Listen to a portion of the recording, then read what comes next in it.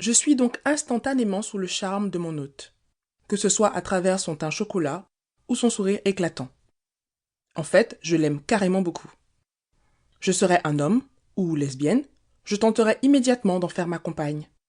Mais non, sur ce point aussi, il a fallu que je sois conventionnelle. Avez-vous trouvé facilement me demande-t-elle aimablement. J'acquiesce. Le trajet de mon appartement dans le 17e arrondissement de Paris à ce théâtre reconverti près du Moulin Rouge n'avait rien de compliqué. Tout droit, puis à droite, puis à gauche au rond-point, le tout à pied, et ce malgré mes talons de 10 centimètres mis pour l'occasion. Parfait, venez, je vous installe. Je la suis sans un mot jusqu'au siège numéroté 22. Je m'assois, et après 2-3 échanges banals sur le déroulement de l'événement, mon hôte se retire pour accueillir d'autres invités. Je pose mon sac et étudie les alentours.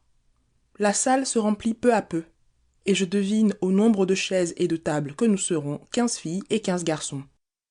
10 minutes par personne, en comptant les temps morts, la soirée va forcément être plus longue que prévu. Je regarde ma montre. 19 heures. Je suis donc coincé ici jusqu'à 22 heures à minima. Je soupire et décide de me détendre.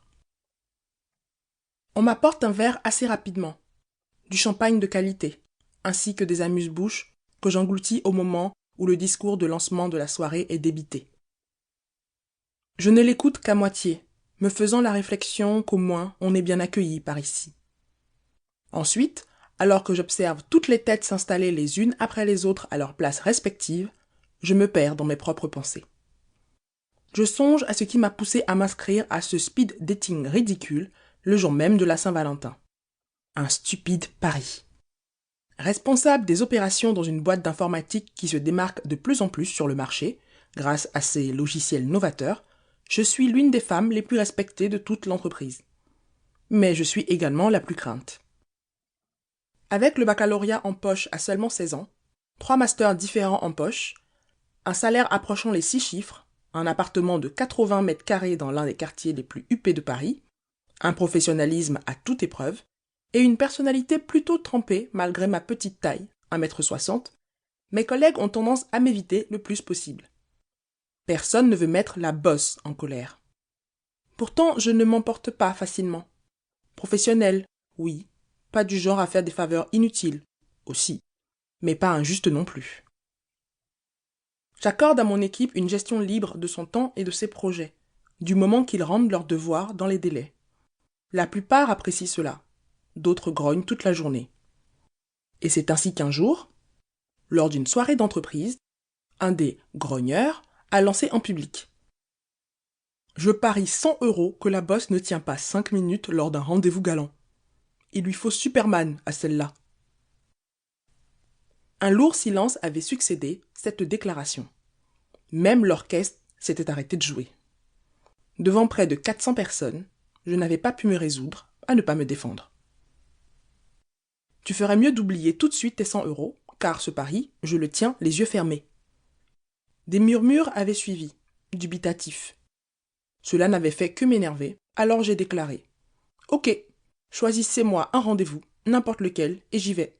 Je tiendrai même toute la soirée. Et un speed dating avait rétorqué le grogneur dénonciateur d'un air ravi.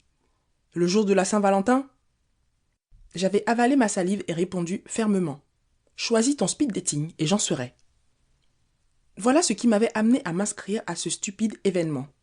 C'était il y a 1 mois. Depuis, j'avais réfléchi et j'avais décidé de ne finalement plus me présenter. Perdre 100 € et le respect de mes collègues m'avait alors semblé beaucoup plus supportable que cette soirée. J'étais préparé à les affronter lundi prochain, la tête haute, prétextant une urgence familiale. Mais contre toute attente, il y avait eu ce coup de fil. Ce coup de fil qui avait tout changé, qui m'avait poussé à venir malgré tout, à m'humilier. Je ne comprends toujours pas le sens de cet appel, qui défie toutes les règles de la logique, et pourtant je m'en souviens encore comme si je le recevais à l'instant. Le gong de lancement me sort de ma rêverie avant que je n'aie le temps d'y songer plus longtemps. C'est parti.